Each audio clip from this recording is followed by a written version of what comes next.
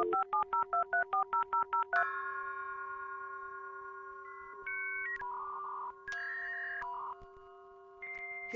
I'd like to welcome all the jazz fans that have tuned in to check out this Jazz Chats with David Friesen. And thank you for tuning in. I have a very special guest today who lives in Australia. He's originally from New Zealand. We have toured together in Europe and both islands in New Zealand. He's an extraordinary musician, very gifted. I'd like to introduce to you the drummer, my good friend, Reuben Bradley. Hello, Reuben. Hi, David. Hi. Thanks for having me. This is great. I'm having senior moments here. That's all right. I'll have a few senior moments myself, I'm sure. You know, I keep forgetting the name of the CD. This one, Interaction. Interaction, yes. I don't know why I can't remember that title. It was my title, Interaction.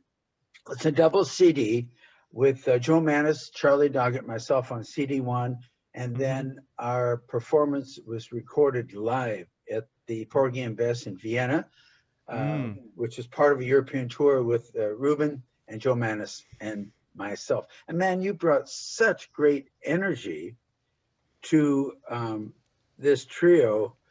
This is your first time playing it. Of course, you and I had been playing with Dixon before, but tell me something. That's a strange question for you, but how do you do that? how were you able to, you know, and my music's kind of strange. It's very angular and has strange bar lengths, like 17 bars or 22 bars or whatever. I know you studied a lot. I know you're a great drummer. How do you do it? Okay. There really is no secret. I wish there was, because then I could bottle it and sell it and actually make some money. But I think that the secret is, it's nothing to do with me. I think it's to do with the compositions themselves, the tunes themselves. And you know, you write songs that, yeah, they may be a little different, or a lot different to what you're used to. But if you just take a step back and look at the composition, you know, in its entirety, they're great. They're perfect. You just have to play it. And it's something you said to me at some point. It's about, you know, having the humility to just try and do what's best for the song. What does the song need? What does the band need? Take your ego aside and just step into that situation and try to do the best for that situation. So every single song that you write, and there's some amazing songs, and I've been lucky to play a lot of them, but they all have a certain characteristic or vibe or whatever you want to call it. And it's trying to understand that. And then, okay, yeah, maybe it's 17 bars, or it's an odd time signature, or harmonically it's a little bit, you know, different, whatever. That's fine. But it's like a friend. You try to understand who your friend is and what are their needs and how do you guys relate. And then once you step into that role of trying to bring that song to an audience and present it, well then, yeah, you've got a few other things to juggle. For example, like I've got to contend with my own personality, which comes out on the drums when I'm playing, and I have to make sure that works in with the song, and with you, David, as a bass player or a pianist, and then Joe as a sax player. So there's a lot to juggle, but I think if you come at it from the place of, look, you just want to do the best thing for the song, which is what I try and do, then, you know, maybe you may be successful, but that's the angle I take. Well, this is why, as remember, there weren't really any rehearsals, and I don't tell you how to play. I just you're such a great drummer. I expect you to bring your own thing to it, and Charlie brings his own thing. You bring your own thing. They're both great. Of course. I don't want to tell a great musician like you how to play, because I wouldn't appreciate if I'm doing something, they tell me how to do it, tightens me up. I'm not able really to express myself. Yeah. I've got to interject this. Hmm. At the end of this interview, there'll be Hmm. kind of a little surprise that's going to happen. And I just want to Okay. prepare the people for this. If there's anyone out there for what's going to happen. Um, you moved from from New Zealand to Australia. Mm. Why is that? Yes. Well, it was a move we did about 4 years ago, and it's a little bit unusual because, well, this year I'm going to turn 44, which is not old in the scheme of things, but as far as establishing yourself in one place, I waited till I was almost 40, then moved countries. It's a little bit crazy, really, because I did have a good scene going on in New Zealand, but I guess the short answer is you really, as a musician, you need inspiration. It needs to come from, well, some people can self-motivate really well. They can inspire themselves. And I'd really been working on that, but it got to the point that I couldn't do that anymore. And New Zealand is an absolutely wonderful place. And you've been there a few times, so it's the Oh, yeah. people are lovely. It's easy to get around. It's beautiful. But I'd done everything I could do there, and I really just, in my heart, I really needed a bit more of a challenge. The creative artist, yeah, I think But it needs a little change. yeah, yeah, yeah, and so it wasn't a big decision. It just ended up that my wife got offered a job here in Australia, just a very short-term contract, and we thought we'd just move over for 6 months or a year because literally it's a 3-hour flight, and it's Yeah. not a big deal. No. So we thought, look, let's just do it, and we went over, and I got here, and yeah, this is, years before lockdown, of course, and all of a sudden, I was just incredibly busy, and I was meeting a lot of fantastic new musicians, and a lot of great opportunities opened up. I mean, it's a much bigger country than New Zealand. It's, I don't even know the size of the population, but New It's Zealand's under vast. 5 million, and Australia's, I think it's around 30 million. God, don't quote me on this, but There's more but than anyway, 5 just, million in Sydney, isn't there? well, exactly. That's right. Yeah. So we live in an area called the Gold Coast, which is in the state of Queensland, but it's right at the bottom. So it's close to New South Wales, which is the next state, which has Sydney in it. I do a lot of work in Brisbane, which is the nearest city, and I teach at a few universities there, and I do a lot of gigs up there. In fact, most of my gigs are there. It's an hour drive.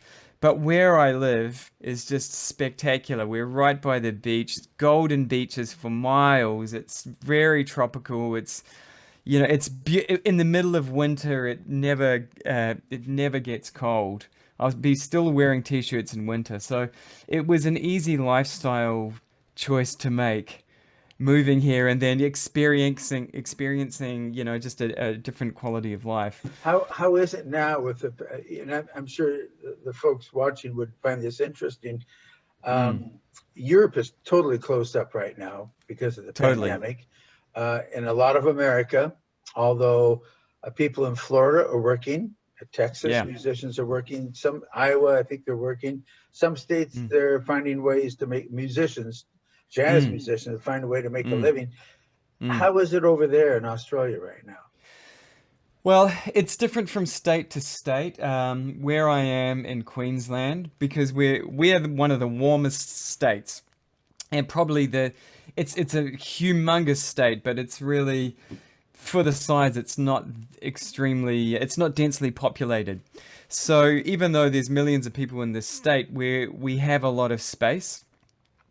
But at the moment, I think there's no active cases of COVID in Queensland, Wow. apart from, I think there's maybe a few in some hotels where people have come into the country. They have these kind of quarantine hotels. So apart from that, yeah. So consequently, everything's back to normal.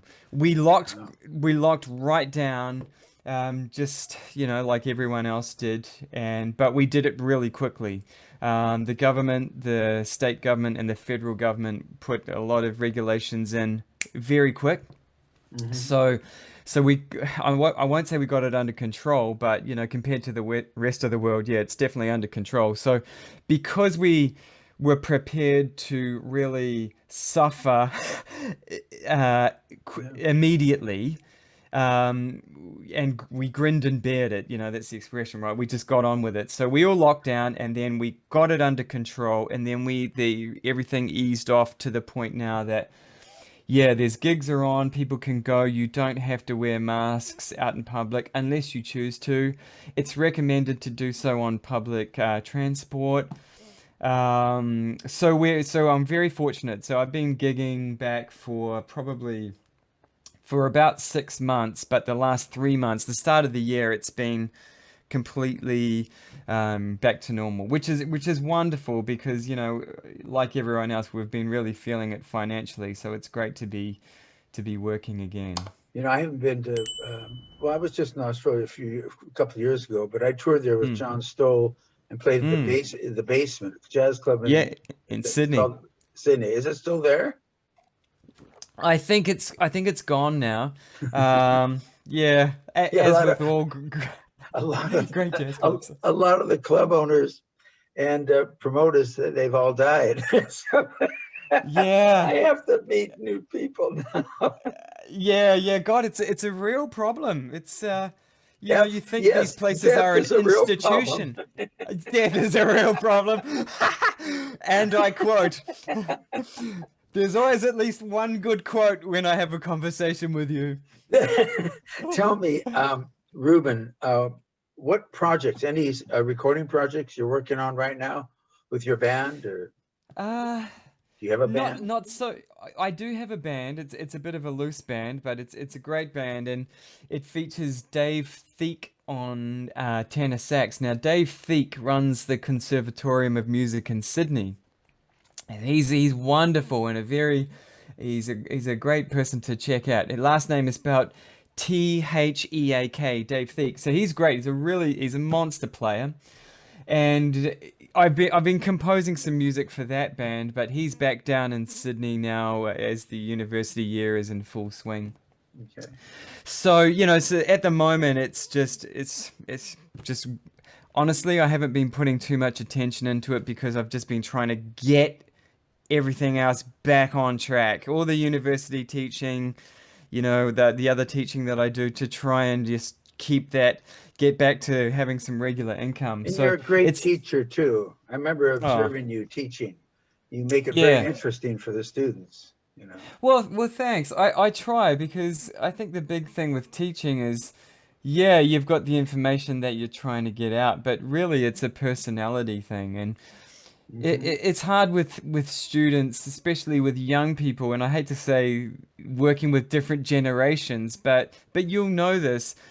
Different generations relate to the information or the person in different ways. So I think half the battle is trying to get the personality thing working, and then once they're receptive, or you find the way to that they'll digest the information, then it's easy. It's communication, isn't it? It really is. Yeah. This is a surprise that I said would happen in this interview. First of all, it's just been great talking with you and seeing you again. I really miss playing with you a lot, and Joe does too. I hope we can set up something at some time over there and do something together again. It's my goal. As soon as the festivals are all back on track, they're starting this year. The festivals have all started, but it's all local artists because they just can't take the risk to. Yeah, of course. I think, and I'm not sure how long that's going to last for, but we'll just hope. I'm working on a project with a string quartet, but I got to record it in Kiev, so I can't go over there yet. So I have to wait on it. Here's the surprise. I want you to leave us this interview with a message of hope, something very positive for the people, something of hope that you can leave us with, that you feel can really heal a lot of dismay and stress in folks in the world today? I should have prepared, but I'll say this. Everybody out there is suffering in some way. And I think we all put on a brave face because, times like this, they're tough and we really all just need to keep going. But how can the community get through this? And it's just with support. It's just with a smile and a nice word and really just trying to take a second or a minute out of your day to acknowledge someone else and have that human connection. I think it's really important. It's something that we try and do with music all the time. Yes.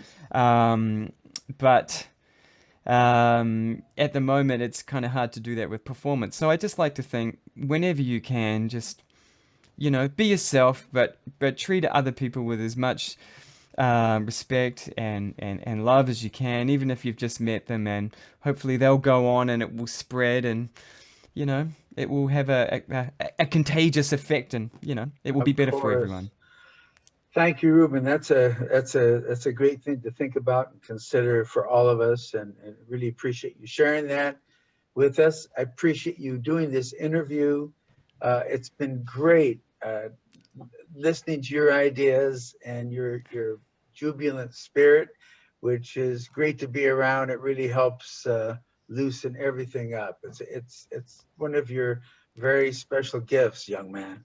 And, thank you, David. Love to your family. Yes. And we'll be in touch in the future.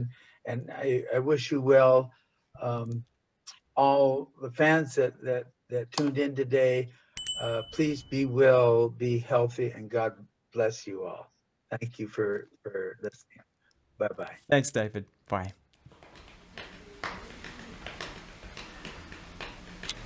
Fa, down. The tap it into the wheel.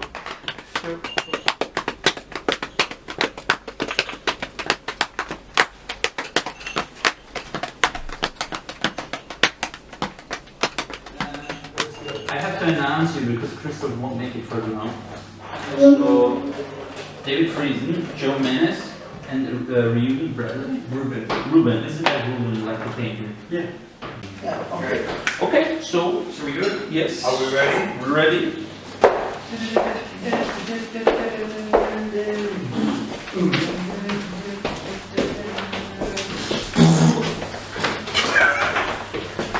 You youngsters.